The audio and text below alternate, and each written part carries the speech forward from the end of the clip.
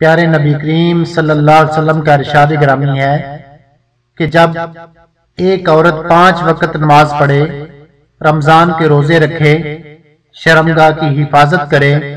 اپنے شوہر کی اطاعت کرے، تو روز محشر ایسی عورت کو کہا جائے گا کہ جنت کے جس دروازے سے چاہو داخل ہو جاؤ۔ رسول اللہ صلی اللہ علیہ وسلم نے ارشاد فرمایا، ایک اللہ تعالیٰ کی راہ میں قتل ہونا، 2 طاعون کی بیماری میں فوت ہونا، 3 پیٹ کی بیماری میں فوت ہونا، 4 کسی عورت کا زچگی کی حالت میں انتقال کر جانا، یہ تمام شہادت کے مرتبے پر فائز ہونے والے ہیں۔ رسول اللہ صلی اللہ علیہ وسلم نے فرمایا، کسی بھی عورت کے اگر 3 بچے فوت ہو جائیں تو یہ بچے اس عورت کے لیے جہنم کی آگ سے رکاوٹ بن جائیں گے۔ ایک عورت نے سوال کیا، اگر 2 بچے فوت ہو جائیں